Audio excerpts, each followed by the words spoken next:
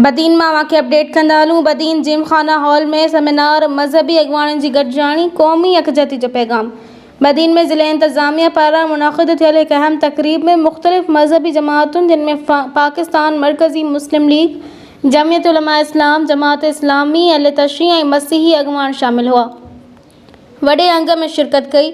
तक़रीब जो मक़सद क़ौमी इत्तिहाद ऐं यकजहती खे फ़रोग़ ॾियणु हो और मौक़े ते असिस्टेंट कमिश्नर राजेश कुमार, हाफ़िज़ मोहम्मद अनवर, साईं फ़तेह महरी, साईं अब्दुल वाहिद फ़ारूक़ी, ज़फ़र हैदरी, सैयद अली मर्दान शाह, सैयद नादिर अली शाह, एडवोकेट सिकंदर ख़्वाजा, जॉन गौरी ऐं इक़लियती अॻवान मंझी लोहार ऐं ॿियनि अॻवाननि पंहिंजे ख़्यालनि जो इज़हार कंदे चयो त पाकिस्तान क़यामत ताईं क़ाइमु रहंदो ऐं का बि ताक़त उन खे ख़तमु नथी करे सघे। हिननि ज़ोर भरियो त सियासी या मज़हबी इख़्तिलाफ़नि जे बावजूदु पाकिस्तान जी सालमियत लाइ सभई गॾु आहिनि। मौजूदा आलमी सूरतहाल खे नज़र में रखंदे हिन वक़्तु क़ौमी इत्तिहाद सभ खां वधीक ज़रूरी आहे।